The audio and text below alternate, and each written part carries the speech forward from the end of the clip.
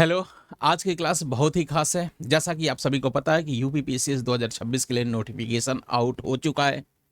तो आज की क्लास में हम लोग चर्चा करेंगे कि सी सेट कैसे आसानी से क्वालिफाई कर सकते हैं। जी हाँ, इस बात को एक बार ध्यान से समझ लीजिए कि सी सेट कैसे बहुत ही आसानी से क्वालिफाई कर सकते हैं। ठीक है, तो इसकी रणनीति के बारे में, क्या सटीक रणनीति हो सकती है और किस तरीके से हमें पेपर अटेम्प्ट करना चाहिए, पेपर में क्या क्या आता है, सब कुछ मैं वन बाय वन मैं आपको बताऊंगा। और सबसे खास बात है कि कैसे कम समय देते हुए भी सी सेट को बड़ी आसानी से क्वालिफाई कर सकते हैं। बच्चों को बहुत डर लगता है इससे। सी सेट को कैसे क्वालिफाई करें सर? सी सेट में अक्सर बच्चों का कंप्लेन होता है कि सर फेल हो जाता हूं मैं। ओके, जीएस पेपर वन की तैयारी बहुत अच्छी है लेकिन सी सेट से डर लगता है। तो सारी बिंदुओं पे चर्चा करेंगे। मैं Vineet Tiwari, faculty of C set, आपका स्वागत करता हूं RWA की शानदार प्लेटफॉर्म पे। तो जी हाँ जी, चलिए जुड़ते हैं और वन बाय वन सारे पॉइंट्स को कवर करेंगे। ओके, और जो 2026 के एस्पिरेंट हैं, जो यूपीपीसीएस का पेपर देने जा रहे हैं, उनके लिए बेहद ही खास ये क्लास होने जा रही है। ओके, इसमें मैं पढ़ाऊंगा नहीं, रणनीति पे चर्चा करूंगा क्या क्या हो सकता है। ओके, तो सबसे पहले सी सेट के बारे में हम लोग जान लेते हैं। ओके, एक तरीके से ये बैरियर है। ओके, और एक ऐसा बैरियर है कि एक ऐसा गेट बनाया गया है यूपीपीसीएस के पेपर में, और यूपीपीसीएस का पूरा सिलेक्शन तक का अगर फाइनल अगर मैं बात करूं, उसके लिए एक ऐसा गेट बनाया गया है कि इस गेट में अगर गेट पास, उस गेट में एंट्री के लिए एक गेट पास होना चाहिए और उसका नाम है सी सेट। अगर ये गेट पास आपके पास नहीं है तो आप एंट्री कर ही नहीं सकते। जीएस पेपर वन में भले ही बहुत अच्छा स्कोर हो आपका, लेकिन सी सेट वाला अगर गेट पास लेके नहीं आए आप, तो आपको एंट्री अलाउ नहीं होगी। यानी कि आप मेंस में आप नहीं अपीयर हो सकते हैं, आगे इंटरव्यू तक की बात ही छोड़ दीजिए। ओके, तो ये अपने आप में एक बेहद खास पेपर हो जाता है और कहीं ना कहीं बच्चों को डर लगता है, और बच्चे थोड़ा सा इसको लाइट वे में भी ले जाते हैं, क्योंकि उनको पता है कि सर इसके बिहाफ पे तो मेरिट नहीं बनती है, बस इसे क्वालिफाई करना है। तो कभी कभी बच्चों से कुछ गलतियां भी हो जाती हैं कि उसका खामियाजा उनको बाद में भुगतना पड़ता है। गलतियां किस टाइप की? तो थोड़ा सा लाइट वे में लेके चले जाते हैं कि चलो क्वालिफाई करना है तो लास्ट में हम एट द एंड पढ़ लेंगे कुछ। ओके, और एट द एंड पढ़ने के चक्कर में हो सकता है उनका सिलेबस अच्छे से कवर ना हो और पेपर को अच्छे से कवर ना कर पाए, और फिर उसके बाद से आपका आपके लिए नेगेटिव बात आ जाए। ओके, मतलब आपका पेपर हो सकता है संकट में पड़ जाए क्वालिफाई करना। ओके, तो ऐसी सिचुएशन में आप ना फंसे, तो इन सिचुएशन से कैसे निकलना है, क्या हमारी प्लानिंग हो सकती है, उनके बारे में हम वन बाय वन बहुत कुछ सीखेंगे, बहुत कुछ समझेंगे। ओके, तो सबसे पहले मैं बता दूं। ओके, तो देखो इसमें क्या क्या मैं कवर करने वाला हूँ, कंप्लीट सिलेबस कवर करने वाला हूँ, क्या क्या इसमें आता है सी सेट में। वेटेज, मतलब ये सबसे खास बात है कि कौन से पार्ट का क्या वेटेज है, और उसके बाद से 6 मंथ एक्शन प्लान। जी हाँ, आपको पता है कि समय बहुत कम है। ओके, तो इस हिसाब से हम लोग 6 मंथ एक्शन प्लान भी लेके चलेंगे। मेरा नाम विनीत सर है। ओके, और RWA पे मैं क्लास ले रहा हूँ इसको।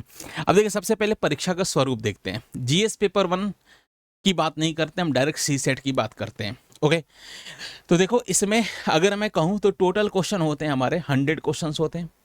मार्क्स आपके पास 200 मार्क्स हैं। अब नेचर है बस क्वालिफाई करना है। इट मीन्स बस आपको एक मिनिमम नंबर सेट है, क्राइटेरिया कि वो आपको लाना ही लाना है। ओके, मेरिट में इसका कोई यूज नहीं है, लेकिन वो मिनिमम नंबर इस पेपर में लाना ही लाना है, वरना इसके बिना आप क्वालिफाई नहीं कर सकते। It means needed only 33%। अब 33% कैसे? तो अगर आप क्वेश्चंस में बात करें तो 100 का 33 निकालेंगे तो आपको 100% एक्यूरेसी के साथ सही सही 33 क्वेश्चन सॉल्व करने पड़ेंगे आपको। अगर मार्क्स की बात करूं तो काट पीट के नेगेटिव मार्किंग वगैरह सब लेके तो आपको 200 में से 66 मार्क्स आपको चाहिए ही चाहिए। 66 मार्क्स 100% एनी हाउ आपको चाहिए ही चाहिए। भले ही आप ज़्यादा क्वेश्चन अटेम्प्ट किए हो, कुछ गलत हो गए हो, नेगेटिव मार्किंग कट करने के बाद सब कुछ उसके बाद की बात है। अब सबसे बड़ी बात है कि सर इसमें नेगेटिव मार्किंग, तो वो तो मैं पहले ही हिंट दे चुका हूं आपको कि नेगेटिव मार्किंग इसमें होती है, 1/3 होता है। तो 1/3 नेगेटिव मार्किंग अपने आप में एक बहुत बड़ा ह्यूज मतलब लॉस करा देता है। इट मीन्स अगर आपका 3 क्वेश्चन आपने अगर तुक्केबाजी में या कैसे भी करके अगर गलत कर दिया तो आपका सही एक क्वेश्चन का वो मार्क्स भी लेके चले जाएंगे। ओके, 1/3 का मतलब ये है। तो मैंने यहाँ पे एक स्पेशली मेंशन कर रखी है बात, कि तुक्केबाजी से बचे। ये मैं बाद में बताता, लेकिन यहाँ ध्यान रखिए कि तुक्केबाजी से बचे, और इसकी ज़रूरत भी नहीं पड़ती भाई। पेपर का ऐसा रूप है ना, अगर आप हम सही तरीके से अगर आप समझ ले कि किस तरीके से पेपर आता है, उसको एनालिसिस कर ले, तो आपके लिए मुश्किल होगा ही नहीं। बहुत ही सरल है इसको क्वालिफाई करना। बस आपको करना क्या है वो मैं 1 बाय 1 करके बता रहा हूँ, और आप इस वीडियो के बाद अंत तक बने रहिएगा। और इस पूरी क्लास के बाद आपको एक बात का फायदा हो जाएगा, और इतना मोटिवेट हो जाएंगे आप कि आप सी सेट से डरेंगे नहीं, और आपको लगेगा कि जी हाँ, हम सी सेट बड़े आसानी से क्वालिफाई कर सकते हैं। ठीक है, तो सबसे बड़ी बात है स्ट्रेटेजी हमारी अच्छी होनी चाहिए। ओके, जो हमारा प्लान है एकदम से शानदार होना चाहिए, और उसको हमें एग्जीक्यूट करना है पेपर में। और वो प्लान क्या है वो धीरे धीरे हम लोग देख रहे हैं। तो देखो, मेरा एक आंकड़ा है, मैं आपको बता दूं कि सेफ अटेम्प्ट क्या होना चाहिए। बच्चों का एक रहता है कि सर ठीक है आपने सब बता दिया कि 66 मार्क्स होने चाहिए, 33% होने चाहिए। अगर क्वेश्चन की बात करें तो 33 एकदम सही सही होने चाहिए, लेकिन अगर 33 तब सही सही होने चाहिए कि आप 33 अटेम्प्ट किए और एक भी गलत नहीं है, तो ये तो पॉसिबल नहीं है ना भाई। ओके, अगर मुझे भी पेपर देने को कहा जाए और मैं भी पेपर दूंगा, तो मेरी इतनी अच्छी एक्यूरेसी है सी सेट के पेपर पे कि मैं मतलब 100% एक्यूरेसी के साथ भी करूं, तो इवन मैं भी डरूंगा 1 सेकंड के लिए या 1 मिनट के लिए कि मैं 33 क्वेश्चन करके नहीं आऊँगा। मैं चाहूँगा कि उसमें 40-45 क्वेश्चन जरूर करके आऊँ। मेरी 100% एक्यूरेसी है, मुझे अपने पे विश्वास भी है, लेकिन मुझे इस बात का डर हमेशा रहेगा कि मैं भी हो सकता है कहीं सिली मिस्टेक हो गया हो सकता है कहीं क्वेश्चन का स्टेटमेंट पढ़ने में मेरे से गलती हो गई हो या जल्दीबाजी हो गई हो, मे भी कुछ ऐसा हो सकता है कि मैंने मिस कर दिया हो क्वेश्चन में। तो वो बाद में गलत होने से अच्छा है कि मैं एक एक सेफ स्कोर करूं, और सेफ मतलब इतना क्वेश्चन सफिशिएंट करूं कि मेरे 2-4 क्वेश्चन गलत भी हो जाए इन गलतियों की वजह से, तो भी नेगेटिव मार्किंग काट उठ के हमारा एक सेफ स्कोर पे मैं पहुंच जाऊं। तो इतना तो मैं भी चाहूँगा। जब मेरे दिमाग में ये बात आ रही है तो आपके दिमाग में तो ये होनी ही चाहिए 100%। तो देखो, मैंने एक डेटा रखा है रफ टफ कि मैं मान लेता हूँ एक ऐसा एस्पिरेंट है, आप मतलब एक डिसेंट तैयारी है आपकी। मतलब ऐसा नहीं कि मैं बहुत एक प्रो लेवल का स्टूडेंट मान रहा हूँ कि आपकी एकदम से अच्छी पूरा सिलेबस को बहुत अच्छे से तैयार किया आपने। ठीक है, मैं ये भी नहीं मान के चल रहा हूँ। मैं बस मान रहा हूँ कि एक ऐसा स्टूडेंट जिसका जीएस पेपर 1 अच्छे से तैयार है, सी सेट बस वो क्वालिफाई करना चाहता है, तो उसकी एक्यूरेसी मैं ऐसा मान के चल रहा हूँ कि चलो एक्यूरेसी उसकी 80% के आसपास होगी। 80% इट मीन्स मतलब 100 क्वेश्चन करेगा तो 80 सही करेगा, 20 गलत करेगा। ओके, 10 करेगा तो 10 में 8 सही करेगा, 2 गलत कर देगा। इट मीन्स अगर 2 गलत किया तो कुल मिला के ओवरऑल 7 क्वेश्चन उसके सही माने जाएंगे। तो कुल मिला के अगर 80% या 70% भी मान के चलें तो आपके लिए ये रफ एंड टफ मतलब 60 क्वेश्चन के डेटा बनते हैं। ओके, 60 क्वेश्चंस मतलब के आसपास आप 55 भी कर लीजिए सही है, 52, 53, 54 भी कर लीजिए सही है, मतलब 50 से ज़्यादा तो होने चाहिए। और एकदम से 100% अगर आप सही मतलब 100% कंफर्म होना चाहिए, तो आपके दिमाग में इतना होना चाहिए कि चलो 50 से ज़्यादा 55 वगैरह के आसपास क्वेश्चन अटेम्प्ट करते हैं। लेकिन इसमें तुक्का एक भी नहीं है। ठीक है, इसके आसपास अटेम्प्ट करते हैं। मान लीजिए आपके 8-10 क्वेश्चन गलत भी हो गए, ओके, अब आपकी एक्यूरेसी अच्छी नहीं है, तो भी आप बॉटम पॉइंट पे पहुंचते पहुंचते मतलब जो आपका मिनिमम स्कोर होगा वो भी क्वालिफाइंग से ज़्यादा होगा। ओके, तो ये बात समझना पड़ेगा। तो हम रफ एंड टफ आइडिया लेके चलते हैं कि 50 से ज़्यादा क्वेश्चन तो हमें करने ही करने हैं हर हाल में। ओके, तभी 33 पे तो क्वालिफाइंग है, 66 नंबर मानने हैं, तो 50 में 8-10 क्वेश्चन गलत भी हो गए, अगर 55 कर दिए तो उसमें 12-13-14 भी गलत हो गए, तो कोई दिक्कत नहीं है, आप क्वालिफाई कर जाएंगे। ठीक है भाई, तो ये आपके पास आपके दिमाग में होना चाहिए। ओके, अब चलिए हम आगे आगे बढ़ते हैं, वेटेज की बात करते हैं कि इसमें कौन कौन पूरे ये 100 क्वेश्चन का जो पेपर होता है उसमें एक्चुअली किस किस सेगमेंट से कहाँ कहाँ से कितने कितने क्वेश्चन पूछते हैं। हालांकि मैं ये एकदम से एग्जैक्ट डेटा नहीं है, मैं एक आइडिया लेके चल रहा हूँ। आइडिया मतलब पिछले मैं 5 साल के पेपर को एनालिसिस किया है मैंने।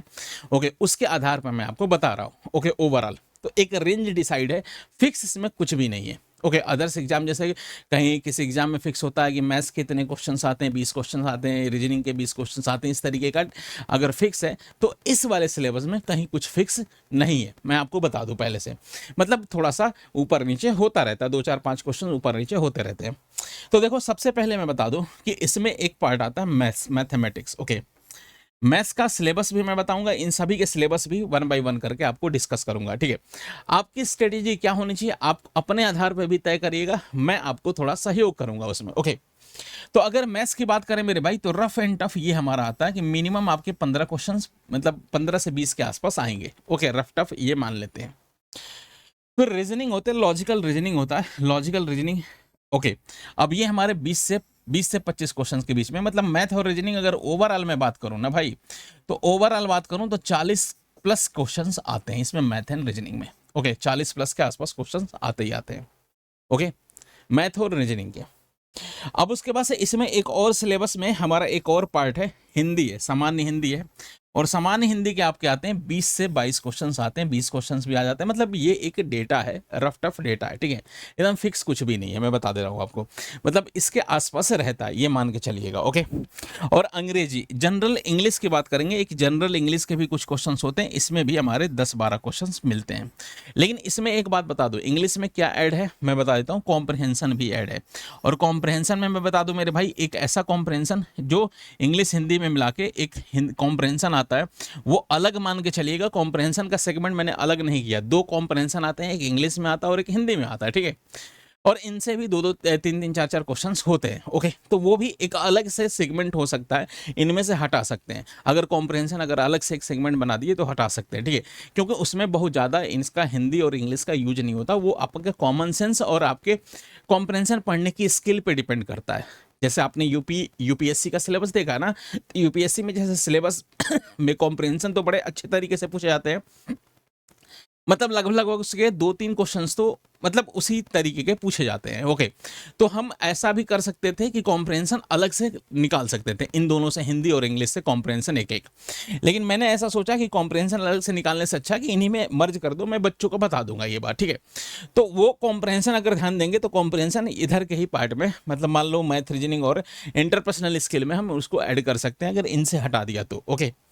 फिलहाल चलिए वो बाद में बात कर लेंगे कॉम्प्रहेंशन की। अब एक सबसे शानदार पार्ट इसका है जो यूपी पीसीएस में बहुत बार पूछा है, वो हमेशा पूछता है हमें, ये इंटरपर्सनल स्किल होता है, ठीक है भाई। इंटरपर्सनल स्किल हमारा 15 से 20 क्वेश्चंस पूछते हैं, और ये मेरा मानना है कि एज अगर आपको एक पीसीएस अधिकारी बनना है ना, तो इंटरपर्सनल स्किल पे आपकी कमांड तो होनी चाहिए, मतलब इसको पढ़िए, अच्छे से पढ़िए, इसके बहुत फायदे भी आपको मिलते हैं, ओके। बहुत सारे इसके फायदे हैं, मैं आपको बताऊंगा 1 बाय 1। अच्छा, अगर मैं प्रियोरिटी लेवल की बात करूं, ओके, तो प्रियोरिटी लेवल की बात करूं तो इसमें देख लो कि जैसे मैथ रीजनिंग ऑलरेडी मैं हमेशा से बोलता हूं, या आपको ये पता भी होगा कि ये हाई स्कोरिंग है, मतलब इनमें चांसेस नहीं होते, अगर आपके आंसर सही आ गए ना तो सही सही ही होता है। और ये एग्जामिनेशन हॉल में भी आपको एकदम से कंफर्म लग जाएगा कि अगर आपका आंसर आ गया मैथ रीजनिंग का, तो आपको लगेगा ये क्वेश्चन तो 100% मेरा सही ही है, ओके। तो कुछ ऐसे पार्ट होते हैं जो एकदम से एग्जाम में ही फील आपको करा देते हैं कि हाँ ये सही है, इसको तुम सही में काउंट कर सकते हो, 100% सही में काउंट कर सकते हो। तो वो आपको कॉन्फिडेंस मैथ और रीजनिंग ही देते हैं, इसके अलावा कुछ और नहीं देता। अगर आपकी कमांड अगर हिंदी इंग्लिश पे है तो थोड़ा बहुत इसमें भी हल्के फुल्के 2-4-5 क्वेश्चंस दे देते हैं, हालांकि इनमें थोड़ा बहुत कंफ्यूजन बनाता है, लेकिन मैथ रीजनिंग का आंसर आया या नहीं आया, सही सही स्टेप फॉलो की है, आंसर आ गया, तो आपको ये मान के चलना चाहिए कि हमारा 100% सही है और ये स्कोर देंगे, तो इट मीन्स ये हाई स्कोरिंग होते हैं मामला, ठीक है। लेकिन ये 40 अगर आप सोच रहे हैं तो 40 में 40 आप नहीं कर पाते हैं, बच्चे नहीं कर पाते हैं, मैं बताता हूँ उसका रीजन, मैं बताता हूँ, ठीक है। लेकिन ये हाई स्कोरिंग होता है, इसमें आप 25 प्लस आप कर सकते हैं, अगर आप डिसेंट भी आपको बहुत कम भी आता है ना, तो 25 प्लस आप इसमें कर सकते हैं, 25, 26, 27, 28 ये कर सकते हैं, ठीक है, 30 तक कर सकते हैं, ओके। अच्छे, बहुत अच्छे हैं तो आप 40-35 तक भी कर सकते हैं, इसी के दम पे भी आप क्वालिफाई कर सकते हैं। वो तो मैं एक्सेलेंसी की बात ही नहीं कर रहा, मैं तो एक एवरेज स्टूडेंट की बात कर रहा हूँ, एवरेज और बिलो एवरेज वालों की बात कर रहा हूँ मैं उन स्टूडेंट की बात नहीं कर रहा हूँ जिनकी एक्यूरेसी बहुत शानदार है, किसी एक पे एक्सपर्टीज है किसी मामले में, तो उनकी बात मैं नहीं कर रहा हूँ, ठीक है। और उसके बाद हिंदी भी एक तरीके से हाई स्कोरिंग ही होता है, एक तरीके से हिंदी भी थोड़ा सरल होता है पढ़ना, जो इसके सी सेट का हिंदी होता है एक तरीके से सरल ही आता है, तो आप वो वहाँ भी पढ़ के आप 7-8-10 क्वेश्चन आप आसानी से सही कर सकते हैं, ओके, कर लेंगे, मतलब थोड़ा पढ़ना पड़ता है और सही ज़्यादा कर लेते हैं। अब इंग्लिश की बात रही तो इंग्लिश देखो 2 टाइप के स्टूडेंट होते हैं, एक हिंदी मीडियम, एक इंग्लिश मीडियम, ठीक है। अब हिंदी मीडियम वाले थोड़ा सा ऑकवर्ड फील करते हैं इंग्लिश में, ऑकवर्ड फील करते हैं, लेकिन इंग्लिश में इसकी मतलब बहुत खतरनाक वाली इंग्लिश नहीं आती। इसमें 3-4 क्वेश्चंस तो ऐसे आपको मिल जाएंगे, 4-5 क्वेश्चंस जो एकदम से करने वाले होंगे। मतलब आप थोड़ा बहुत अच्छा, मतलब थोड़ा बहुत पढ़े हैं तो आप कर लेंगे। तो ये आपका इसमें चुनाव करना आपको, मतलब इसमें आपके 50 क्वेश्चन करने हैं तो कौन कौन से पार्ट का चुनाव करना है वो आपकी मर्जी। एक आता है हमारा इंटरपर्सनल स्किल, ये थोड़ा सा अलग है। अब ये अलग है तो ये मीडियम है और ये सिनेरियो बेस होता है। मतलब इसका लेवल मैं ऐसा कह सकता हूँ, इसमें अगर बच्चा अच्छा कमांड ले तो इसमें अच्छा खासा सही कर जाता है, बहुत अच्छा सही कर जाता है। और इसमें मैं एक गारंटी की बात कर रहा हूँ ना, अगर इसके PYQ पे आपको समझ बन गई तो इसमें कुछ ज़्यादा एक्सपेरिमेंट एग्जामिनर करता भी नहीं है। ये ऐसा पार्ट है कि अगर इसको एक बार अच्छे से पढ़ लिया और PYQ वगैरह अच्छे से कर लिया, PYQ मतलब प्रीवियस ईयर क्वेश्चंस कर लिया, तो इसमें ज़्यादा एक्सपेरिमेंट वगैरह नहीं होता और आसानी से इसमें बच्चा अच्छा खासा स्कोर कर जाता है। ठीक है, बहुत अच्छा स्कोर कर जाता है। तो ये भी ध्यान देंगे और मैं करा दूंगा। ओके, तो ये हमारा सिलेबस हो गया, आपको पता चल गया सिलेबस में। और थोड़ा सा जल्दी जल्दी सिलेबस में क्या किस में क्या क्या आता है वो थोड़ा सा जल्दी जल्दी डिस्कस कर लेते हैं, फिर उसके बाद हम अपनी स्ट्रेटेजी पे बात करेंगे। तो फटाफट अगर मैं बात करूं तो मैथ में कुछ बेसिक चैप्टर्स की बात करता हूं मैं, देख लीजिए। ओके, इनके अलावा भी चैप्टर्स हैं, ऐसा नहीं कि यही है। मतलब जो मेन चैप्टर्स हैं उनकी बात करेंगे, जिनके क्वेश्चंस हाई फ्रिक्वेंसी से आते हैं उनकी बात करता हूं। तो नंबर सिस्टम, परसेंटेज का part, okay, time and work, distance वगैरह इनका पार्ट हो गया। एक है एवरेज रेशियो का पार्ट एक साथ ले लिया, और फिर स्टेट्स और DI का। इनके अलावा भी मैं बता दूं कि कुछ इक्वेशन बेस्ड क्वेश्चंस भी आते हैं, क्वाड्रेटिक इक्वेशन वगैरह के, ये सब मिसलेनियस क्वेश्चंस आते रहते हैं। ओके, स्टेट्स जो सबसे ज्यादा हाई फ्रिक्वेंटली क्वेश्चन पूछे जाते हैं जिन चैप्टर से, उन चैप्टर्स का नाम मैंने लिख दिया। तो मैथ्स के इनमें से ज्यादा क्वेश्चन पूछे जाते हैं। अगर इन चैप्टर्स को भी पढ़ लेंगे तो आप मैथ्स में मोर देन 50%, 60% आप क्वेश्चन कर जाएंगे। 60% मतलब मैथ में अगर 20 क्वेश्चन आ रहे हैं तो आप आराम से 12-13 क्वेश्चन कर जाएंगे। ठीक है भाई। रीजनिंग की बात करेंगे तो रीजनिंग में कुछ क्वेश्चन चैप्टर्स बताता हूँ, coding, decoding, series, blood relation, clock, calendar, directions और non verbal reasoning. Non verbal reasoning में फिगर काउंटिंग वगैरह आपके आते हैं, इसमें फिगर काउंटिंग भी आ जाता है। और कभी कभी क्या है, फिगर काउंटिंग तो ज़्यादा ही आ जाता है, मतलब हर साल एक दो पूछ ही देता है फिगर काउंटिंग में। मतलब बहुत ज़्यादा, मतलब रीजनिंग का लेवल बहुत ज़्यादा हार्ड नहीं है, मतलब रीजनिंग एक डिसेंट सा लेवल है। और ये एक ऐसा मैं मानता हूँ कि ये बहुत ही ज़्यादा हाई स्कोरिंग है, ये वाला पार्ट तो बहुत ही हाई स्कोरिंग है। मतलब आप रीजनिंग के मुश्किल से आपको कितने चैप्टर पढ़ने, तो मुश्किल से 8 से 10 चैप्टर पढ़ने, अच्छे अच्छे पढ़ लीजिए अच्छे से। और एक चैप्टर में ज़्यादा पढ़ना भी नहीं होता, एक टाइप का कॉन्सेप्ट होता है, एक टाइप का कॉन्सेप्ट और उसके मतलब मुश्किल से एक टाइप का कॉन्सेप्ट अगर टाइप वाइज करें तो हर चैप्टर में 3 से 4 टाइप, इससे ज़्यादा होता भी नहीं है। 5 टाइप, इससे ज़्यादा नहीं होता। कुछ चैप्टर लेंदी भी है, जैसे डिस्टेंस डायरेक्शन हो गया, इसमें मात्र 3 टाइप है। ब्लड रिलेशन हो गया, इसमें भी 3 टाइप है। मतलब करना एक ही जैसे है, सबको एक ही तरीके से करना है, इसमें ज़्यादा एक्सपेरिमेंटल है ही नहीं। कोडिंग डिकोडिंग एक पैटर्न अगर आइडिया आपके दिमाग में आ गया तो कर लेंगे। नंबर सीरीज है, सीरीज बेस्ड क्वेश्चन है, तो ये भी आइडिया आ जाता है तो हो जाता है। ओके, फिर नॉन वर्बल रीजनिंग है, तो नॉन वर्बल रीजनिंग बहुत ही आसान इसकी आती है, बहुत ही आसान आती है, सुपर आसान आती है। ओके, तो मतलब ये एक तरीके से एक हाई स्कोरिंग पार्ट है, ये ध्यान रखिएगा। सिलॉग वगैरह तो नाइन तो ऐसा पढ़ा दूंगा कि मजा आ जाएगा आपको। ठीक है, सभी सभी सभी, मैं ऐसा नहीं कि इसको किसी एक की, सबको बहुत अच्छे से मैं बता दूंगा। ठीक है भाई, ये मैथ्स रीजनिंग के पार्ट हो गए, जल्दी से देख लेते हैं। सामान्य हिंदी में आते हैं, देख लो भाई। हिंदी व्याकरण है, विलोम, पर्यायवाची, तद्भव, तत्सम हो गए, मुहावरे, और ये देख लीजिए ये सारे के सारे हमारे हैं। और एक मैंने इसी में एक कॉम्प्रहेंशन भी रख दिया है। ठीक है, हिंदी में कॉम्प्रहेंशन, लेकिन ये कॉम्प्रहेंशन जो आता है ना, ये प्योर हिंदी में, मतलब उसमें एक ही 2 क्वेश्चन हो सकता है ग्रामेटिकल हो, बाकी वो आपके थॉट प्रोसेस पे वो डिपेंड होता है। तो ये कॉम्प्रहेंशन थोड़े से अलग आते हैं, ऐसा नहीं कि जो स्कूल के कॉम्प्रहेंशन है स्कूल जैसे कॉम्प्रहेंशन नहीं आते हैं, ये थोड़े से अलग आते हैं। आप अगर इसका ट्रेलर देखना है तो प्रीवियस ईयर देख लीजिए, या यूपीएससी को कॉम्प्रहेंशन देख लीजिए, थोड़ा सा ट्रेलर। कॉम्प्रहेंशन एक इसमें आता है, एक अनसीन पैसेज इसमें आता है, मतलब 2 कॉम्प्रहेंशन आता है, एक हिंदी एक इंग्लिश आता है। ठीक है भाई। ओके, ये भी हाई स्कोरिंग है, बहुत ही हाई स्कोरिंग है। अगर मैं इसकी एक क्लास ले लूँ कॉम्प्रहेंशन की ना भाई, हिंदी वाले की बात कर रहा हूँ या इंग्लिश वाले की भी, ओके, हालांकि इंग्लिश वाले सर लेंगे। मैं एक क्लास ले लूँ, 1 से 2 क्लास ले लूँ, तो आप, मैं गारंटी दे रहा हूँ इसमें सारे के सारे आप सही कर जाएंगे। या एटलीस्ट अगर मान लीजिए इस पे डिपेंडेंट जितने क्वेश्चन हैं उसमें 80% क्वेश्चन आप सही कर जाएंगे। कॉम्प्रहेंशन इतना, मतलब बस आपको थॉट एक डेवलप करनी है, अगर वो डेवलप हो गई तो 100% एक्यूरेसी के साथ आप आंसर कॉम्प्रहेंशन सही कर जाएंगे। मतलब ये भी एक हाई स्कोरिंग पार्ट ही है इन दोनों में, हाई स्कोरिंग भाई, कॉम्प्रहेंशन हाई स्कोरिंग। और यूपीएससी के कॉम्प्रहेंशन में थोड़ा सा इफ बट होता है, लेकिन इसके कॉम्प्रहेंशन एकदम आसानी से हो जाते हैं, मैं गारंटी बता रहा हूँ। तो कहाँ कहाँ मैं जहाँ हाई स्कोरिंग लिख रहा हूँ ना, वो थोड़ा सा बात समझिएगा, कहाँ कहाँ से आप स्कोर कलेक्ट कर सकते हैं कम पढ़ के। बहुत ज्यादा पढ़ना नहीं है, बहुत डेटा याद नहीं करना है। एक कॉम्प्रहेंशन ऐसा पार्ट है ना भाई, एक कम भी पढ़ा आप आराम से स्कोर कर गए। इसमें थोड़ा इंग्लिश मीडियम वालों को वेटेज मिल जाता है कि वो हिंदी समझ जाते हैं, इंग्लिश भी समझ जाते हैं। तो दोनों कॉम्प्रहेंशन अगर इंग्लिश मीडियम वाले होंगे तो खास तौर से मैं बता दूं कि अगर दोनों कॉम्प्रहेंशन मिला के देखेंगे तो आपके अच्छे खासे क्वेश्चन हो जाएंगे, 5 6 7 क्वेश्चन तक आप कर जाओगे, 5 क्वेश्चन तक तो एटलीस्ट कर ही जाओगे। मतलब हिंदी में भी उनको समझ में आती इंग्लिश, और हिंदी वाले थोड़े से इंग्लिश वाले कॉम्प्रहेंशन में ऑकवर्ड फील करते हैं, उनको थोड़ा सा पढ़ने में प्रॉब्लम आती है, लेकिन वो भी इतना ज़्यादा ऑकवर्ड नहीं है। अगर थोड़ा बहुत आप इंग्लिश का आइडिया अगर रखते हैं आप, तो वो भी आप कर जाएंगे। लेकिन इसमें मैं बता रहा हूँ कि हिंदी मीडियम वाले हिंदी वाला तो कर ही जाते हैं, लेकिन इंग्लिश मीडियम वालों के लिए दोनों सही रहता है। बाकी इंग्लिश का सिलेबस आपको मैं बता देता हूँ, इंग्लिश का सिलेबस मोटा मोटा इसके अलावा भी हो सकता है, मैं ऐसा नहीं कह रहा हूँ कि यही है, ओके, क्योंकि मैं इसमें और इसमें एक्सपर्टीज मैं नहीं रखता, मैं बता दे रहा हूँ। इनके अदर्स टीचर हैं, अदर्स सर लोग हैं, बेहतरीन टीचर हैं, बेहतरीन फैकल्टी हैं। इंग्लिश स्पेशली जो इंग्लिश वाला मीडियम है और जो हिंदी वाला जो पार्ट है, ये अदर्स फैकल्टी कराएंगे। मैं ओवरऑल आपको आइडिया देता हूँ कि इससे क्वेश्चन मैंने एनालिसिस किया है, मैक्सिमम क्वेश्चन यहीं से आते हैं, ठीक है।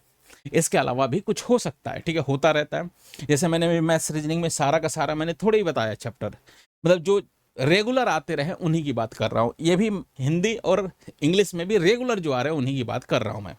और ये कॉम्प्रहेंशन ये अलग, ये इससे भी अलग मानिएगा, हिंदी से अलग, और इसका कॉम्प्रहेंशन इंग्लिश से अलग मान के चलिएगा, ठीक है, क्योंकि इसके क्वेश्चंस थोड़े से थॉट बेस भी इसके क्वेश्चंस आते रहे। ओके, चलिए आगे बढ़ते हैं। हालांकि अब देखिए, सबसे खास बताता हूँ इंटरपर्सनल स्किल क्या है। बहुत बच्चों के दिमाग में आता है सर ये क्या है, मैथ रीजनिंग हिंदी इंग्लिश तो समझ गए हम, इंटरपर्सनल स्किल क्या होता है, थोड़ा इसके बारे में बता देते आप।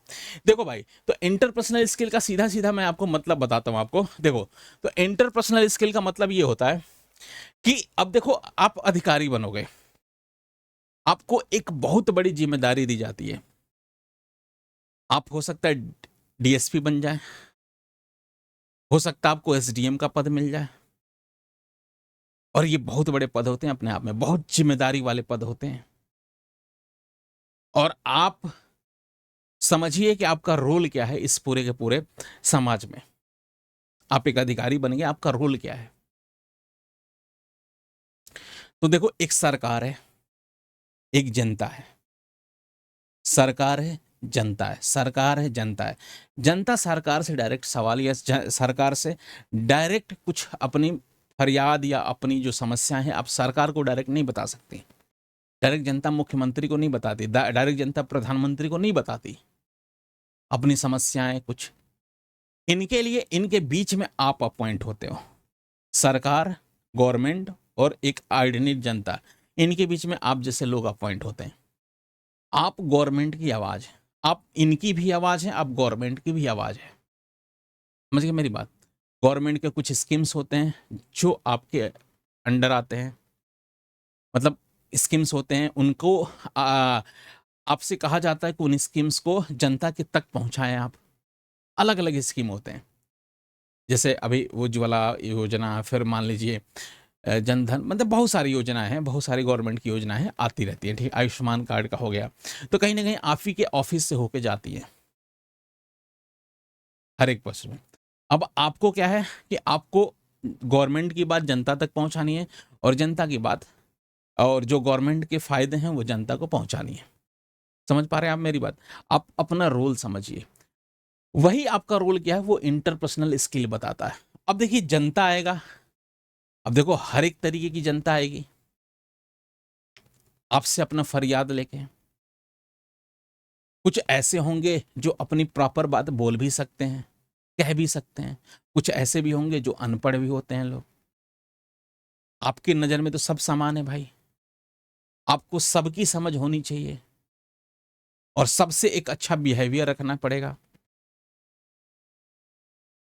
समझ गए। आप बस एक संदेश वाहक हो, बस आप एक इनके बीच के आप एक इकाई हो, ये बात समझ लीजिए। बस एक छोटी जनता और गवर्नमेंट के बीच का एक इकाई है। तो आपका दुरुस्त रहना बहुत ज़रूरी है। आपका एक एक्शन बहुत ही मतलब आप अगर अच्छे स्टेप्स लेंगे तो सरकार की अच्छी इमेज आती है। अगर आप अपने हिसाब से अगर गलत स्टेप लेंगे तो सरकार की इमेज गलत भी जाती है। आप आस-पास बहुत सारे एग्ज़ाम्पल्स देख भी सकते हैं। बहुत सारे एग्ज़ाम्पल्स।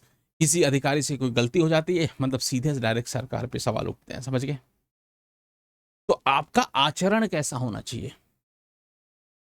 आपका कम्युनिकेशन किस स्तर का होना चाहिए? ये सब इसी में हम लोग पढ़ते हैं। संवाद कैसा होना चाहिए? एक अधिकारी को कैसा सोचना चाहिए? एक अधिकारी को कैसे सुनना चाहिए? एक अधिकारी को क्या बोलना चाहिए? और एक अधिकारी को क्या इम्प्लीमेंट कैसे करना है, वो देखना पड़े। वो कैसे करना है? ये सब इंटरपर्सनल स्किल में होता है। मतलब ये अपने आप में एक शानदार पोर्शन है, पूरा का पूरा सी सेट का। बहुत ही शानदार है इंटरपर्सनल स्किल। और ये यूपी पीसीएस में खासतौर से एक ऐसा पेपर है कि जिसमें बहुत ही अच्छे लेवल पे पूछा जाता है इंटरपर्सनल स्किल। बाकी मैं और लेवल्स की बात करूँ, मैं और एग्ज़ाम्स की बात करूँ, जैसे मैं आपको बता दूँ कि यूपीएससी के भी सिलेबस में यूपीएससी का सिलेबस और यूपीपीसीएस का सिलेबस दोनों का समान सिलेबस है। लेकिन एक बात मैं आपको बताता हूँ कि यूपीएससी के सिलेबस में इंटरपर्सनल स्किल बहुत ज़्यादा नहीं पूछता है। हालाँकि इस बार के पेपर में पूछा था, लेकिन जिस ब्रॉड लेवल पे यूपीपीसीएस पूछता उस लेवल पे नहीं पूछता। तो ये अपने आप में बहुत ही ख़ास बनाता है ये वाला सिलेबस। अगर आप सीसेट की तैयारी करते हैं, अगर आप स्ट्रेटेजी बना भी रहे हैं, ओके, लेकिन इस ये वाला पार्ट अगर मान लीजिए आपकी स्ट्रेटेजी में आपको लग रहा है कि मैथ रीजनिंग से आपकी खुराक पूरी हो जा रही है, मैथ रीजनिंग या थोड़े कॉम्प्रहेंशन करके, थोड़े हिंदी-उंदी करके, सर मैं तो पास हो जाऊँगा। लेकिन मेरा एक सुझाव मान लेना मेरे भाई, मेरी बहन, कि इंटरपर्सनल स्किल को छोड़ना मत, बिल्कुल मत छोड़ना। क्यों मत छोड़ना? क्योंकि आपको ये पता होगा ना कि एक्चुअली आपकी सोच कैसे रखनी है। आप अगर एक अधिकारी की जीवन जिएँगे, आप एक अधिकारी जैसा अपने बिहेव में लाएँगे अधिकारी का बिहेवियर, तो फिर आपको आगे के चरण में बहुत फ़ायदा मिलता है। आंसर राइटिंग में भी कि किस तरीके का सोच रखना है, फिर आपको इंटरव्यू में बहुत ज़्यादा फ़ायदा मिलता है, बहुत ज़्यादा फ़ायदा मिलता है। तो ये अपने आप में एक ख़ास बनाता है इस पूरे के पूरे सीसेट के सिलेबस को, बस यही एक चीज़, बहुत ख़ास बनाता है। ठीक है? मतलब जनता से कैसे संवाद, अब देखो इसमें क्या-क्या है ज़रा बताता हूँ। कम्युनिकेशन स्किल आपके देखे जाते हैं, संचार कौशल और सिद्धांत की और बाधाएँ। सीधा-सीधा मैं आपको सरल भाषा में मैंने समझा दिया कि एक जनता किसी तरीके का आदमी आ सकता है आपके पास फरियाद लेके। एक टूटी-फूटी भाषा में भी बोलने वाला हो, जो अपनी बात अच्छे से रख नहीं पाता, उसकी भी बात समझनी है हमें। एक बहुत फ्लुएंट आदमी हो, जो अपनी मतलब प्रभावी तरीके से अपनी बात रखता हो, उसकी भी बात समझनी है। उसका आसान है समझना, इसका कठिन है, लेकिन आपको समझना पड़ेगा, दोनों की बातें समझनी पड़ेगी। कोई निर्णय लेने से पहले आपको, अगर 2 पक्ष आपके पास फरियाद लेके आए हैं, तो दोनों पक्षों की बात अच्छे से समझना पड़ेगा। और इक्वली ऐसा नहीं बिना किसी भेदभाव के, ऐसा नहीं कि कोई बड़ा प्रभावशील बातें कर रहा है तो वो अच्छा ही व्यक्ति होगा, वो अच्छा ही व्यक्तित्व होगा, और जो कम प्रभावी बात कर रहा है, मतलब उसको आप मान लो कोई किसी मैटर पे 2 लोग हैं, उसकी बात सुने, एक बहुत प्रभावी बात से बोल रहा है। एक ऐसा व्यक्ति है जो अपनी बात रख नहीं पा रहा, सही से उसके पास शब्द नहीं मिल रहे हैं, या ऐसा कहो कि मतलब सही से कम्युनिकेशन उसका स्किल खराब है। तो बस आप इन दोनों चीज़ों पे, इस कम्युनिकेशन स्किल के आधार पे आप निर्णय नहीं ले सकते अ, कौन बेगुनाह है, कौन अपराधी है। अगर अपराध और बेगुनाह में बात करें, कौन किस पे जुर्म कर रहा है या कौन किसका मतलब हक मार रहा है। आपको इससे भी संवाद ऐसे ही करनी है, बात समझनी है, इसकी भी अच्छे से बात समझनी है, जो नहीं समझा पा रहा है, और जो समझा पा रहा है उसकी बात समझनी है, उसके बाद आपको निर्णय लेना है। समझ रहे हैं मेरी बात आप? तो ये बहुत सारी चीज़ें होती हैं, कैसे-कैसे वो सब चीज़ें इसमें बहुत सारी, अभी तो मैं एक छोटी-सी बात बोला हूँ, ऐसे बहुत सारी बातें हैं जो इसमें आपको समझनी पड़ेगी, ठीक है? अब देखो वही कम्युनिकेशन स्किल आपकी, ओके, संचार, उसका है डिसीजन मेकिंग। एक अधिकारी का डिसीजन भी अपने आप में बहुत बड़ा तगड़ा रोल प्ले करता है समाज में। मैंने आपको शुरुआत में ही बोला ना, आपका एक डिसीजन सरकार की तारीफ भी करा सकता है, और आपका एक गलत डिसीजन सरकार की किरकिरी भी करा सकता है, और सरकार की किरकिरी मतलब डायरेक्ट रडार पे आप आ जाएंगे। तो आपका डिसीजन भी सर्वोपरि होना चाहिए। ओके, एक मतलब एक आइडियल अधिकारी जैसा आपका डिसीजन में होना चाहिए। आप अपना पर्सनल हित उस पर हावी नहीं होने देंगे, आप अपना पर्सनल कोई भावना उस पर हावी नहीं होने देंगे अपने डिसीजन पे। भले ही आप किसी एक व्यक्ति विशेष से या हो सकता है एक समाज विशेष से आपकी सिंपति हो, लेकिन आप अगर अपना अपना व्यवहार हमेशा न्यूट्रल रखेंगे, एक अधिकारी जैसे रखेंगे, इस तरीके की बातें यहाँ पे होती है। मैं जब पढ़ाऊंगा तो और अच्छे से समझाऊंगा, फिलहाल अब मैं अलग डायरेक्शन में हम लोग चले जाएंगे, ठीक है। जब मैं बोलना स्टार्ट इस पे करूंगा तो बहुत सारी बातें, लेकिन जब पढ़ाएंगे मजा आ जाएगा आपको, ये मैं गारंटी ले रहा हूँ आपको, ठीक है। तो प्रशासनिक अधिकारी के रूप में निर्णय क्षमता आपकी कैसी होनी चाहिए, ठीक है। और प्रॉब्लम सॉल्विंग, ये बहुत जरूरी, डिसीजन मेकिंग, प्रॉब्लम सॉल्विंग, आपका जो स्टेप्स है, डिसीजन आपने लिया उससे प्रॉब्लम सॉर्ट आउट भी हो रहा है कि नहीं। भाई प्रॉब्लम सॉल्व करने के लिए तो आपको बैठाया गया उस पद पे, गवर्नमेंट आपको सैलरी दे रही है, जनता के पैसे से दे रही है, सीधी सी बात है। ये बात हमेशा कभी भी एक अधिकारी बनने के बाद भी ये समझना इस बात को कि वो जो आया है आपके पास फरियाद लेके, उसी का कहीं ना कहीं टैक्स का पैसा है, गवर्नमेंट इकट्ठा करके और आपको दे रही है। इस भावना के साथ आप हमेशा उस कुर्सी पे बैठे रहिएगा। वास्तविक जीवन और कार्यस्थल की समस्याओं का समाधान, ठीक है भाई। और RWA फैकल्टी टिप्स, मतलब मेरा है फैकल्टी टिप्स है, हालांकि RWA की फैकल्टी का टिप्स है, समझ लीजिए।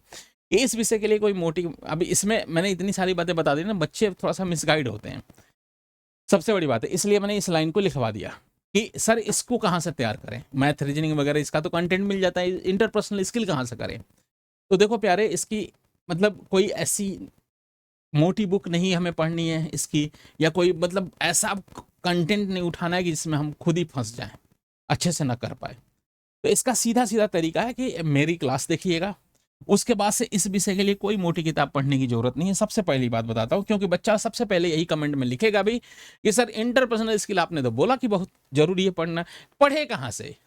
तो इसके लिए मैंने बता दिया, पहली एक लाइन लिख दिया मैंने कि कोई मोटी किताब पढ़ने की जरूरत नहीं है, बस आपको पिछले 10 साल के PYQ के जो क्वेश्चन है ना, उनका एनालिसिस करिएगा, घुमा फिरा के वही पूछता रहता है।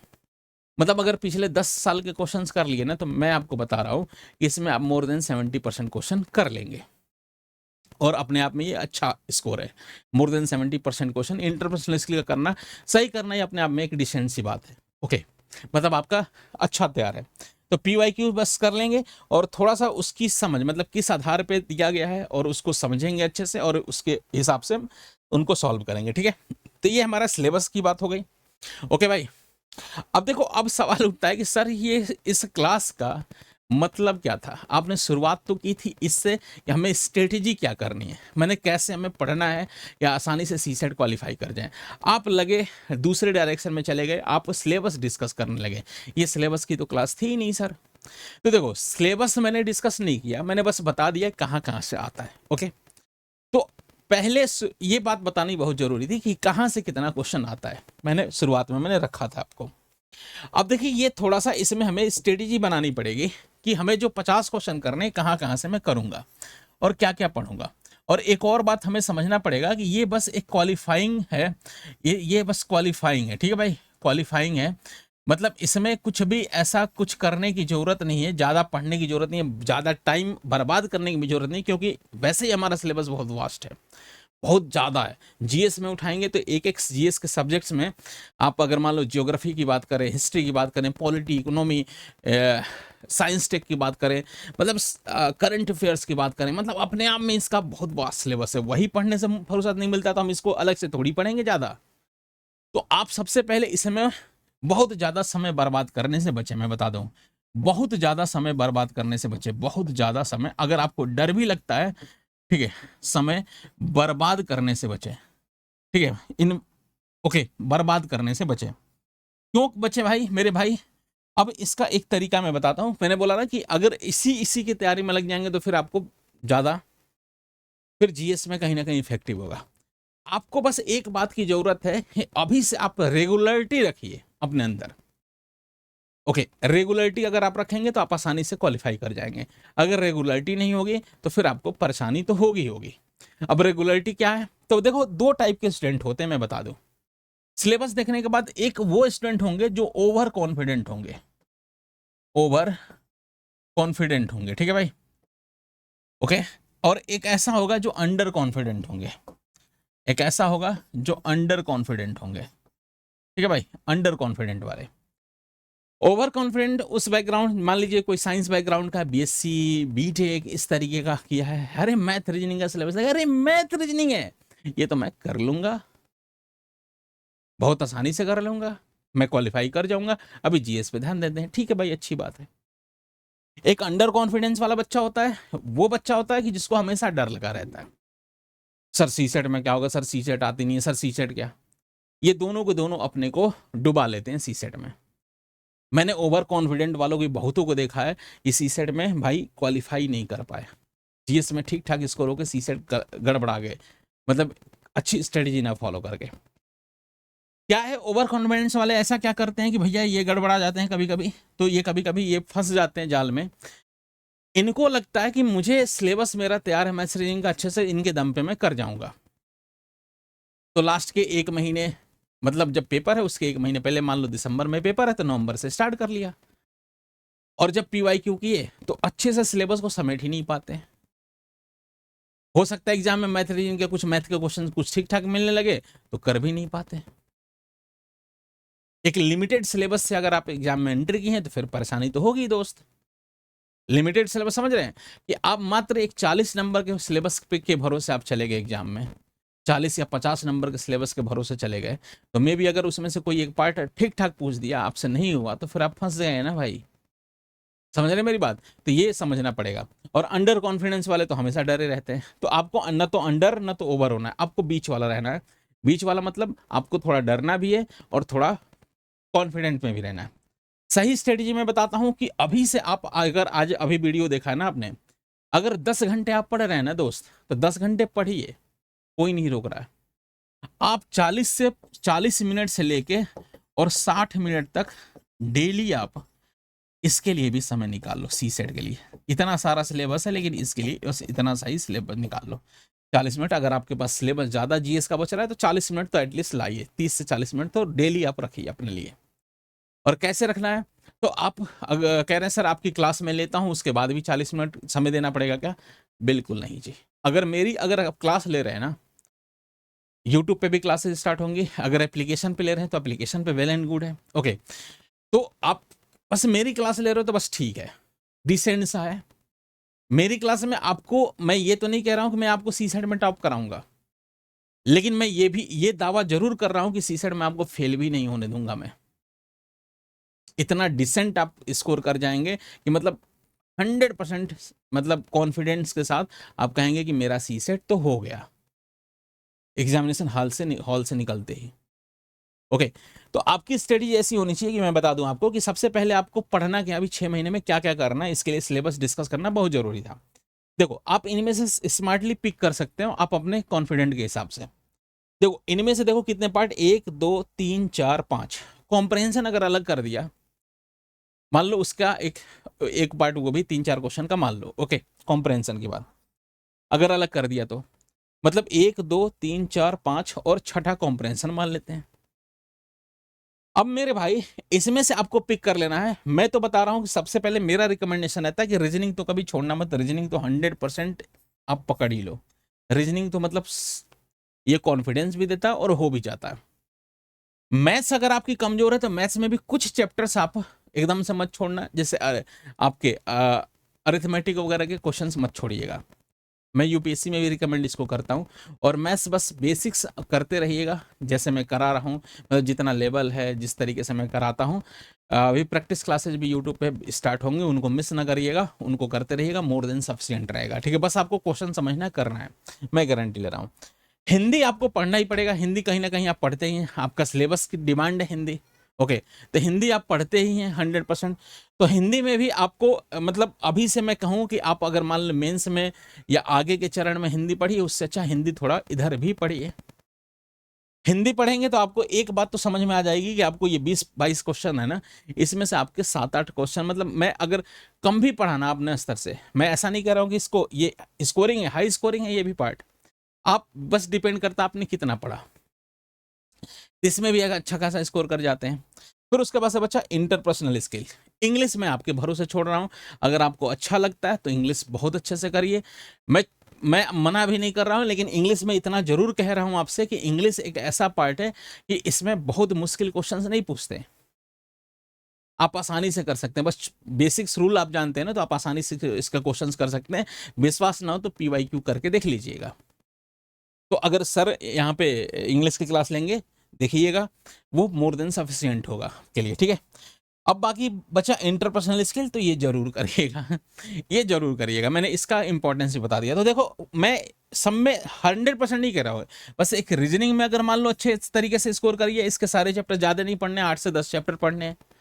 और मान लो मैंने बोला कि एक चैप्टर में 3 से 4 कॉन्सेप्ट, इससे ज़्यादा होता भी नहीं है रीजनिंग में। मतलब कितना आसान है पढ़ना भाई, और भूलने के बहुत ज़्यादा चांस नहीं होते हैं। और इसमें 20 से 25 क्वेश्चन आते हैं, तो मैं कह रहा हूँ आपको 15 प्लस क्वेश्चन तो आप कर जाओगे, सही सही कर जाओगे, ठीक है। तो 15 प्लस मान लो इधर से, 10 मैथ्स में मान लो, तो आपके 25 प्लस हो गई यही, ओके। और 25 के आसपास हो गए। और मान लो हिंदी में भी कुछ मान लेते हैं, मान लो अगर आपकी हिंदी आप अपने कैपेबिलिटी के हिसाब से देख लीजिए, 8 10 7 8 10 मान लेता हूँ मैं, ठीक है, 7 8 मान लेता हूँ मैं, 7 8 मान लेता हूँ। अगर कॉम्प्रहेंशन उसमें जोड़ दूँ, मैं अपना वाला पार्ट कॉम्प्रहेंशन भी जोड़ दूँ, तो 10 तो हिंदी में भी कहीं रखा गया नहीं है, 10 क्वेश्चन, तो वो हो गए 35 प्लस पहुंच गए। फिर इंटरपर्सनल स्किल में पहुंच गए। अब मिनिमम मैं लेके चल रहा हूँ दोस्त, मिनिमम, ओके। और इंटरपर्सनल स्किल में 8 से 10 क्वेश्चन आप सही कर जाएंगे, तो बस आपका 45 प्लस तो हो गया ना मामला, तो बस ठीक है। आपके दिमाग पे ज्यादा जोर भी नहीं पड़ेगा। अगर आप बस दो के चक्कर में पड़ गए, मान लो बहुत बच्चे होते हैं कि मैथ रीजनिंग के दम पे चले जाते हैं, तो ये ध्यान रखना दोस्त, अगर दो के भरोसे गए ना, तो आपको मैक्सिमम इसका स्कोर करना भी पड़ेगा, इसके हार्ड भी क्वेश्चन करने पड़ेंगे, सिंपल भी करना पड़ेगा। और मैं जिस तरीके से बता रहा हूँ, थोड़ा थोड़ा पढ़ेंगे, आपका आगे का भी सिलेबस तैयार होगा, तैयार रहेगा ही रहेगा। और उसमें आपको एक सबसे बड़ा फायदा मिलेगा कि आप आसान क्वेश्चन ढूंढ के कर सकते हैं, हार्ड छोड़ सकते हैं सब पार्ट में, क्योंकि हर एक पार्ट से मैं एक मिनिमम क्वेश्चंस मैंने उठाए हैं। समझ पा रहे हैं आप मेरी बात, मिनिमम उठाएं। तो आप, सबसे बड़ी बात बच्चों को कंफ्यूजन होती है कि सर सारा पढ़ना पड़ेगा क्या, तो देखो सारा पढ़ने की जरूरत नहीं है, लेकिन नॉलेज तो रखो ना भाई। टाइम एंड वर्क हो गया तो बेसिक्स कुछ बात समझ गए, कि अगर मान लो उसके लिए तैयार रहेंगे, कुछ बेसिक टाइप का क्वेश्चन पूछ दिया तो हम कर लेंगे, परसेंटेज का कुछ बेसिक टाइप पूछा कर लेंगे। इंटरपर्सनल स्किल में इतना पढ़ लेंगे सफिशिएंट कि कुछ बेसिक्स अच्छे से क्वेश्चन पीवाईक्यू पे आधारित आएंगे, तो वो कर लेंगे। और मैं गारंटी दे रहा हूँ, पीवाईक्यू अगर 10 साल का करा दूँ ना मैं आपको, अच्छे से समझा के करा दूँ, तो आप इंटरपर्सनल स्किल में 12-13 क्वेश्चन कर जाएंगे सही सही, मैं बता रहा हूँ आपको, ठीक है दोस्त। तो ये ध्यान रखिएगा, तो आप आराम से कर जाएंगे, ठीक है। तो मतलब मिनिमम, मतलब आप मिनिमम करेंगे, तो आप खुद सोचिए कि एक डिसेंट स्कोर हो जाएगा कि नहीं आपका, हो जाएगा कि नहीं, आप खुद सोचिए, एक अच्छा स्कोर हो जाएगा। तो आपको और सिंपल ढूंढ के करना पड़ेगा आपको, और किसी 2 या 3 पार्ट के भरोसे जाएंगे तो उसका सिंपल हार्ड सब करना पड़ेगा, और एक असमंजस में आप पड़े रहेंगे कि क्या मेरा सी सेट क्वालिफाई हो जाएगा कि नहीं होगा। तो आप ऐसा सोचिए कि सबका थोड़ा नॉलेज रखे रहिए, ओके। इसमें एक पार्ट कोई छोड़ भी सकते हैं, कोई भी एक पार्ट अपने हिसाब से, एक या मतलब एक पार्ट तक छोड़ ही सकते हैं, ठीक है भाई। और मैं बता दूं, मैं आपको क्या क्या इसमें तैयार करा दूंगा मैं, तो मैथ्स वाला पार्ट है, ओके, प्लस रीजनिंग वाला पार्ट है, फिर उसके बाद से इंटरपर्सनल स्किल है ये, और फिर कॉम्प्रहेंशन में जो हिंदी वाला, और मतलब जो कॉम्प्रहेंशन समझ वाली है, ग्रामेटिकल कॉम्प्रहेंशन की बात नहीं कर रहा हूँ, जो समझ वाली है, जो आपको थॉट बेसिस कॉम्प्रहेंशन के क्वेश्चंस आते हैं, वो वाला मैं पार्ट करा दूंगा, ठीक है। मतलब इतने से मोटे मोटे अगर इतना भी अगर अच्छे से करना है, तो मैं कह रहा हूँ कि आपको सी सेट आराम से क्वालिफाई कर जाएंगे, 100% गारंटी के साथ। आगे हिंदी भी तो थोड़ा बहुत पढ़ेंगे, और बाकी और भी थोड़ा बहुत, ठीक है भाई। तो ये आपका तरीका होगा। अब देख लेते हैं भाई, कैसे अभी से क्या क्या, कैसे हमें स्ट्रेटेजी, 6 महीने की क्या स्ट्रेटेजी हमारी होनी चाहिए, कैसे हमें करना है, वो समझ लेते हैं। देखो, तो मैंने आपको बताया था आर्ट ऑफ स्किपिंग, मतलब देखो अभी से आपको रूटीन में 2-3 बातें रखनी है। जब भी आप टेस्ट सीरीज लगाते हो ना दोस्त, कभी भी सी सेट की टेस्ट सीरीज लगाते हो, तो एक बात का ध्यान रखना कि ईगो पे आपको नहीं रखना, अभी से रूटीन में लाइए। मैं ये वाली बात लास्ट में बताता हूँ, मैं एक क्लास लूंगा भी इसकी कि कैसे क्वेश्चन अटेम्प्ट करना है, लेकिन मैं अभी से आपको बता रहा हूँ, अभी से अगर आप अपने रूटीन में लाएंगे, अपनी आदतों में लाएंगे, तो आप आसानी से कर लेंगे मामला, आसानी से आप मतलब तब तक एग्जाम तक डेवलप कर लेंगे अपने आप को। तो मैंने क्या बोला कि आर्ट ऑफ स्कीपिंग, ओके, छोड़ने की कला, ईगो पे कोई चीज लेनी ही नहीं है हमें। मान लो कोई एक अच्छे से चैप्टर या उस पे आपको कमांड बहुत अच्छे से है, उसका क्वेश्चन थोड़ा समझ नहीं पा रहे हैं आप, या हो सकता है ऑप्शंस में आपको प्रॉब्लम आ रही है, तो आप छोड़ दीजिए, ईगो पे मत लीजिए। आपको सारा पेपर थोड़ी करना है, आपको मेरिट थोड़ी इस पेपर से बनानी है। हर एक प्रश्न इक्वल मार्क्स देता है आपको, तो क्यों ना हम आसान, क्यों ना हम सिंपल सिंपल ढूंढ के कर लें। तब भी करेंगे उतना ही मार्क्स देगा जो सिंपल ढूंढ के करेगा। और 1 से लेकर 100 तक क्वेश्चन अगर आप अभी से टेस्ट सीरीज वाले भी क्वेश्चन पेपर में आप पढ़ रहे हैं ना, 1 से लेकर 100 तक की आदत डाल रहे हैं, तो आप आसानी से पूरा पेपर भी अटेम्प्ट कर लेंगे। और उसमें आपको 40 से ज़्यादा, 40-45 क्वेश्चन आपको आसान आसान मिल जाएंगे, जो करने लायक है, कर लेंगे आप आसानी से। ध्यान रखिएगा।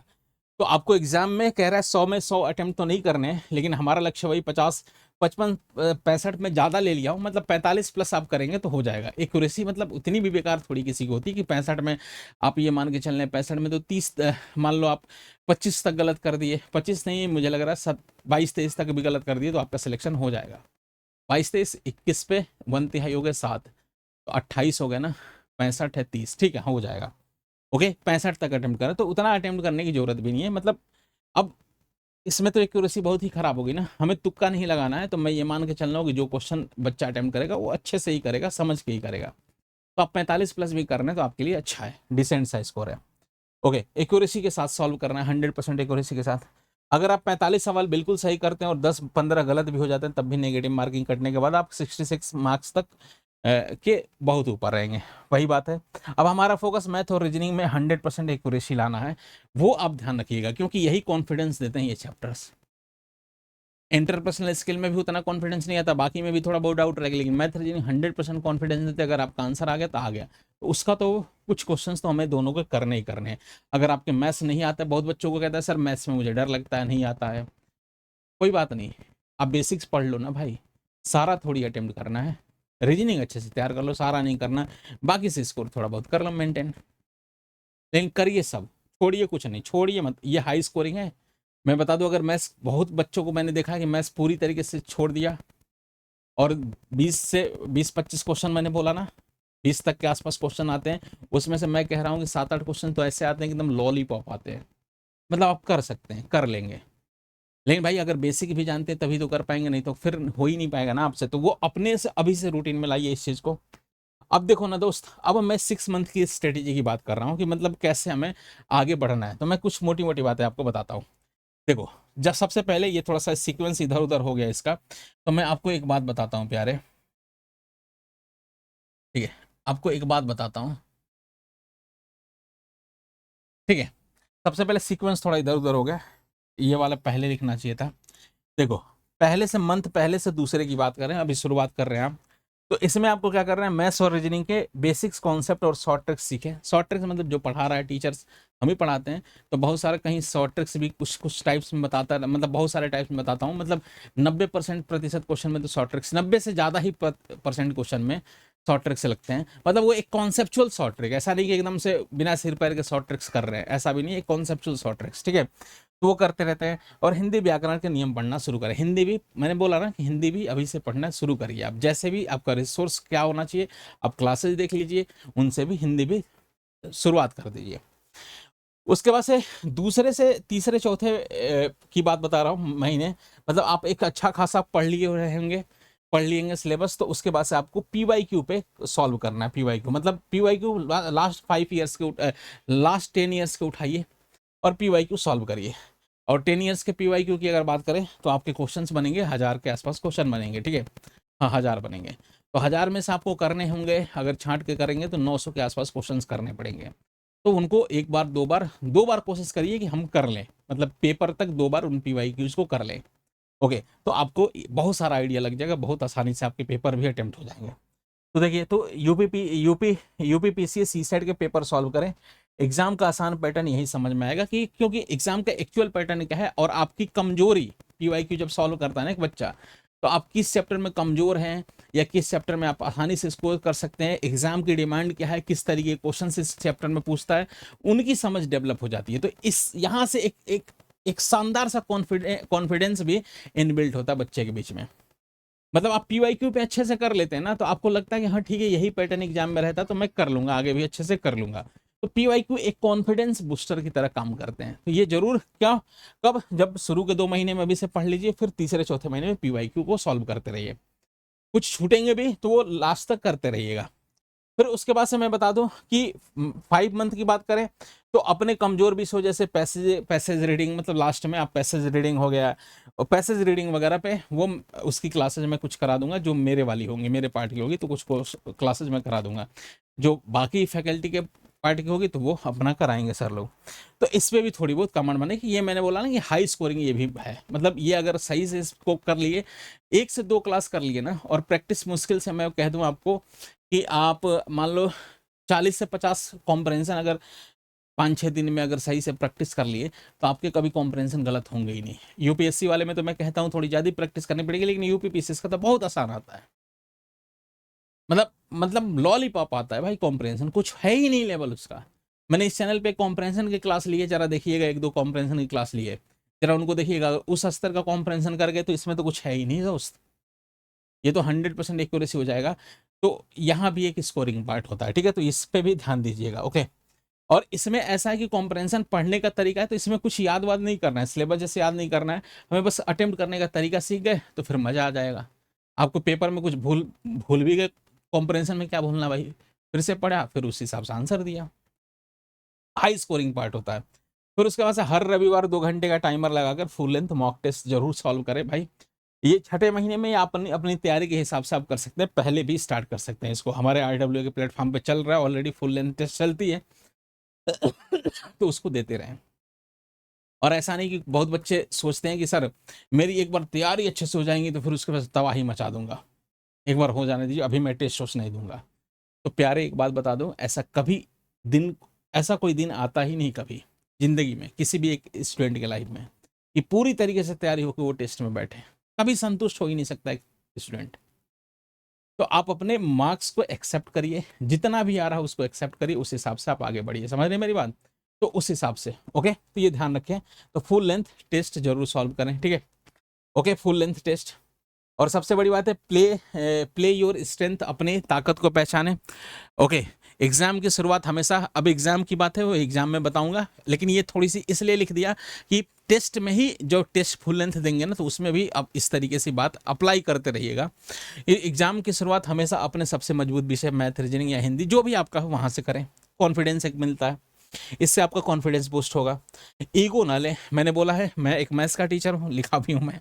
ओके, फिर मैं आपको सलाह दे रहा हूँ कि अगर मैथ्स में ही कोई अगर ऐसा क्वेश्चन आ गया जो इसमें आपके समय 1.5 मिनट तो ज़्यादा लिख दिया, मान लो अगर 30-40-50 सेकंड में आप डिसीजन ले पा रहे हैं कि नहीं हो रहा है तो आप छोड़ दीजिए, ईगो पे मत लीजिए, ठीक है, छोड़ के आगे बढ़िए। फिर 1 आवर डेली, मतलब ये मैंने शुरुआत में बताया था कि हमेशा 1 घंटे की डेली क्लास आप 1 घंटा 40 मिनट अपने सहूलियत के साथ या तो क्लास लीजिए या तो सेल्फ स्टडी करिए, लेकिन जरूर करिए, ये रूटीन में लाइए। 40 मिनट अपने समय के हिसाब से, 30 मिनट से लेके 1 घंटे का डेली आप शेड्यूल बनाइए सी सेट के लिए। कभी भी जब आपको फ्री टाइम मिले तभी भी। अगर क्लास मेरी देख रहे हैं तो वो तो 1 घंटे से कम समय में निपट जाएगा, आप स्पीड थोड़ी बढ़ा के देख लेंगे तो मान लो 1 घंटे की क्लास 40 मिनट में भी आप कवर कर सकते हो आप, ठीक है, तो वो ध्यान रखिएगा। ओके भाई, अब उसके बाद से success is a decision make it's today, मैं बता दूं। अब सब्सक्राइब हमारे चैनल को कर लीजिए RWA, ये कहना नहीं चाहिए वैसे ऑलरेडी मतलब आपको पता है, लेकिन फिलहाल चलो ये इसलिए मैंने लिख दिया कि इस चैनल पे आपके लिए खास सी सेट की क्लासेस चलेंगी, सी सेट ही नहीं, अब तो GS पेपर 1 की भी बहुत सारी क्लासेस चलेंगी, ठीक है, चल रही हैं, ऑलरेडी चल रही हैं और आगे भी चलेंगी। RWA हमेशा साथ रहता है, और खासतौर से एग्जाम से पहले इतनी अच्छी यूट्यूब पे क्लासेस चलती है सीक्वेंस में, मैं भी मतलब इस चीज़ का फैन हो गया, ठीक है, तो शानदार क्लासेस चलती है, ओके, एकदम सीक्वेंस में। तो आप इसको इनसे जुड़े रहिएगा, क्लासेस से ज्वाइन माई डेली क्लासेस, जो मेरी क्लासेस आएंगी अपकमिंग उसको ज्वाइन करे रहिएगा। आपको ज़्यादा कहीं दिमाग लगाने की भी जरूरत नहीं होगी, जो सिलेबस होगा एज इट इज़ मैं कराता रहूँगा आपको, ठीक है। तो आपको ये नहीं सोचना क्या पढ़ूँ, कौन सा चैप्टर कहाँ से PYQ ढूंढूँ सर, कुछ करने की ज़रूरत नहीं, सारा पीवाईक्यू तो हम ही करा देंगे, ठीक है। अगर आप क्लासेस के माध्यम से करना चाहते हो तो उसकी पीपीटी वगैरह सब मिल जाती है, तो आपको ना तो कोई बुक परचेज करने की ज़रूरत है, ना तो आपको कुछ एडवांस में, मतलब मैं सी सेट की बात कर रहा हूँ अपनी, ठीक है, एडवांस में कुछ आपको परेशान होने की ज़रूरत है। सारा आपका परेशानी हम रखते हैं अपनी जगह, अपने अपने ऊपर, और हम परेशान होकर आपको पूरा का पूरा चीज़ें प्रोवाइड करा देंगे और करा भी देंगे सॉल्व, ठीक है। तो आप जुड़े रहे हमारे डेली क्लासेस से, ठीक है। तो कैसी लगी ऐसी स्ट्रेटजी और भी मैं लेके आता रहूँगा, और कैसी लगी क्लास एक बार जरूर कमेंट बॉक्स में बताइएगा। अभी के लिए इतना, थोड़ी लंबी होगी इसके लिए माफ़ी चाहूँगा, क्योंकि थोड़ा सा सिलेबस वगैरह वास्ट सिलेबस मैंने थोड़ा सा एक बार बता दिया, लेकिन ये कंप्लीट वीडियो है। इसके आधार पे आप डिसीजन ले सकते हैं कि किस तरीके से हमें तैयारी करनी है, ठीक है। और ये मैंने पूरा कंप्लीट ही बना दिया, 6 महीने का भी मैंने बता दिया, प्लान वगैरह बता दिया, और कुछ एग्जाम देने की भी स्ट्रेटेजी भी बात कर लिया। क्यों कर लिया अभी से, क्योंकि आप हो सकता है कि टेस्ट वगैरह दे रहे हैं फुल लेंथ, तो उसमें उस चीज़ को इम्प्लीमेंट करिए, बहुत फ़ायदा मिलता है, ठीक है। अभी के लिए इतना ही, मिलते हैं अगली क्लास में। जय हिंद, जय भारत।